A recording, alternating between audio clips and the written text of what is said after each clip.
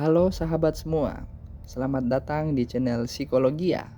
Pada kesempatan kali ini, kita akan membahas tentang hubungan kondisi psikologis manusia yang mendorong dia berperilaku kriminal, bahkan sampai bisa menghilangkan nyawa orang lain secara sadis. Apa yang mendorong seseorang bisa melakukan kejahatan mengerikan ini? Mari kita jelajahi bersama.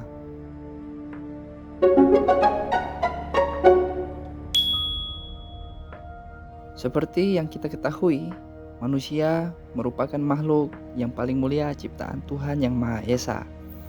Manusia dibekali perangkat-perangkat seperti indera, akal, dan hati untuk menjalani kehidupan ini dengan sebaik-baiknya. Tetapi pada kehidupannya, banyak individu bertindak sebaliknya, yakni berbuat kejahatan, berperilaku kriminal, bahkan sampai tega menghilangkan nyawa satu sama lain secara brutal dan tidak manusiawi. Tentu hal ini terjadi bukan tanpa mempunyai sebab, dikarenakan seseorang pembunuh yang kejam tidak dilahirkan dengan kecenderungan tersebut, melainkan tercipta ketika dia mengalami banyak serangkaian kejadian yang mempengaruhi aspek kesadaran dia. Untuk itu, kita harus melihat struktur aspek terdalam kesadaran manusia, yakni kondisi psikologis, bagaimana motif itu bisa muncul, dan apa faktor pemicunya, sehingga kita bisa lebih awareness dan lebih waspada lagi melihat dan menghadapi orang-orang di sekitar kita. Merangkum berbagai penelitian dan berbagai pengalaman, ada beberapa faktor yang menjadi pemicu mengapa orang tega melakukan pembunuhan, bahkan sampai melakukan pembunuhan yang sifatnya terencana, massal, dan pembunuhan berantai. Yang pertama adalah konflik internal yang tidak terselesaikan. Pelaku kejahatan seringkali mengalami trauma psikologis yang belum terselesaikan dan berusaha untuk menyelesaikan konflik tersebut dengan cara yang salah. Misalnya, pada kasus Baikuni di Jakarta yang membunuh dan memutilasi 14 korbannya yang semua anak laki-laki di bawah usia 12 tahun. Tetapi sebelum dibunuh, Baikuni terlebih dahulu menyodomi korban-korbannya. Dalam konteks ini, konflik internal Baikuni muncul dari masa lalunya yang kelam. Masa kecilnya tidaklah bahagia. Selalu diolok-olok oleh teman sekolahnya karena tidak pernah naik kelas. Karena itu, Baikuni pergi menjauh dari semua itu dan pergi ke Jakarta sendirian pada usia 12 tahun. Hari-hari menjadi gelandangan dengan mengamen untuk bertahan hidup. Hampir semua kekejaman jalanan dia rasakan. Bahkan pernah disodomi oleh orang lain. Baikuni pernah menikah, tetapi jiwa raganya telah dipenjara oleh masa lalunya. Dia tidak bisa berhubungan layaknya suami istri yang normal. Setelah istrinya meninggal, dia kembali ke ibu kota, menjadi penjual rokok, dan memelihara anak jalanan. Di sanalah hasrat seksual yang menyimpang kian menjerat dan melakukan aksi jahatnya. Atau kasus lainnya yakni Rian Jombang yang membunuh 11 korbannya dengan darah dingin. Motif menguasai harta, cinta sesama jenis, dan tindakan impulsif menjadi ciri khas Rian Jombang. Tetapi jika kita lihat masa lalu pelaku, Rian sesungguhnya membenci ibunya. Ibu Rian menginginkan anak perempuan tetapi yang lahir laki-laki. Masa kecilnya juga sudah berperilaku seperti perempuan. Kurangnya kasih sayang, perhatian, juga dialaminya. Banyak cercaan yang dia dapat dari banyak orang membuat dia menjadi pembunuh berdarah dingin. Secara umum, konflik internal atau konflik batin terjadi ketika seseorang punya keinginan yang kuat tapi dia tidak mendapatkannya. Ketika itu berlangsung dalam periode yang panjang, mendapatkan sesuatu dengan cara benar atau salah tidaklah menjadi pertimbangan yang penting lagi. Itu terjadi pada dua kasus sebelumnya. Sama-sama tidak mendapat kebahagiaan, kasih sayang, ataupun pencerahan di masa lalu. Akhirnya, mempengaruhi mereka dalam berperilaku impulsif, kurangnya empati, dan tidak mampu menyesuaikan diri dengan norma sosial.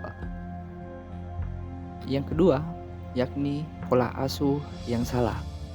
Seperti dikatakan sebelumnya, orang yang melakukan kejahatan yang sadis bukan dilahirkan dengan kecenderungan untuk berbuat jahat, tetapi karakter tersebut terbentuk secara langsung maupun tidak langsung. Pola asuh berkaitan dengan bagaimana orang tua atau wali memperlakukan anak, mendidik, membimbing, mendisiplinkan, dan melindungi anak sampai mencapai proses kedewasaan, serta dengan membentuk perilaku anak sesuai dengan norma dan nilai yang baik sesuai dengan kehidupan di dalam masyarakat. Dalam hal ini, anak akan mempelajari dasar-dasar perilaku yang penting bagi kehidupannya kemudian. Seperti yang terjadi pada kasus Ted Bundy, pria yang dalam kasusnya telah memperkosa dan membunuh 30 lebih wanita di Amerika Serikat. Karakter dia terbentuk semenjak dia mengetahui merasa dibuang oleh ibunya karena merupakan anak, bukan hasil pernikahan. Akhirnya dia diasuh oleh kakek neneknya dari pihak ibu. Menurut Ted Bundy sendiri, saat diperiksa oleh dosen psikolog dari New York University Medical Center, kakeknya punya sifat keras dan fanatik. Dia juga suka menyiksa hewan, memukuli anjing, dan melempar kucing tetangga. Karena itu, sewaktu kecil, Bundy suka berburu tikus atau hewan liar menggunakan pisau. Kakeknya juga menyimpan banyak koleksi gambar porno di rumahnya. Bundy pun sering melihatnya selama berjam-jam. Sebelum dieksekusi, Bundy mengatakan bahwa konten porno yang mengandung kekerasan memainkan peran utama dalam kejahatan seksualnya. Bundy mengaku kecanduan dengan konten porno yang menunjukkan kekejaman. Bundy mengaku suka menyiksa korbannya karena ingin disakiti. Di salah satu suratnya, Bundy menulis kalimat yaitu, "Saat memancarkan ekspresi kerapuhan, itu menggambarkan, saya takut padamu. Orang-orang ini membuat saya ingin melecehkannya. Dengan ekspresi mengharapkan disakiti, apakah mereka secara halus sengaja mendorongnya?" Dari sini, kita bisa melihat sangat krusial pola asuh terhadap seorang anak dalam membentuk karakternya di masa depan. Yang ketiga adalah faktor sosial dan lingkungan. Ketidaksetaraan sosial dan ekonomi seringkali juga menjadi motif orang melakukan perbuatan menyimpang. Orang yang tinggal di daerah kumuh miskin dengan lingkungan yang buruk, seperti lingkungan penuh kekerasan, banyaknya gangguan sosial, pengaruh teman sebaya yang negatif, ikut berpengaruh dalam membentuk perilaku seorang kriminal.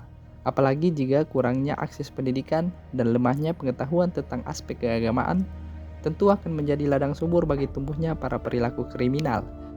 Seperti yang terjadi pada dukun Usep, yang membunuh 9 orang pelanggannya dalam waktu 3 bulan dengan modus mampu menggandakan uang. Asep akan meminta sejumlah uang berjumlah belasan sampai puluhan juta yang akan digandakan. Setelah itu, para korban disuruh menggali lubang sedalam 2 meter sebagai simbol pintu gaib untuk menggandakan uang tersebut. Setelah itu, korbannya disuruh meminum air berwarna hitam yang tidak lain adalah racun tikus. Setelah itu, ketika korban sudah jatuh, dia segera merampas semua harta benda dan segera menguburkan korbannya. Setelah memahami hal tersebut, ada beberapa hal penting yang dapat kita tarik sebagai kesimpulan. Bahwa orang yang melakukan kejahatan kriminal sampai dengan membunuh secara sadis itu dipengaruhi oleh kondisi batin yang mengalami konflik internal atau trauma masa lalu, pola asuh yang salah, dan faktor sosial lingkungan yang buruk. Dari hal-hal tersebut berimbas pada pelaku yang cenderung mempunyai gangguan mental seperti skizofrenia, depresi, pun para pelaku kurang memiliki empati atau rasa belas kasih kepada orang lain. Memahami psikologi dari para pelaku tidak berarti kita membenarkan tindakan mereka. Namun, dengan memahami faktor-faktor yang mempengaruhi perilaku tersebut, kita dapat meningkatkan kesadaran masyarakat, khususnya keluarga, teman, dan kenalan kita, guna meminimalisir kejahatan yang sama di masa depan. Terima kasih atas perhatian Anda. Semoga video ini memberikan pemahaman yang lebih mendalam tentang psikologi seorang perilaku kriminal yang sadis. Jangan lupa subscribe dan bagikan video ini untuk meningkatkan kesadaran kita bersama. Sampai jumpa di video-video selanjutnya.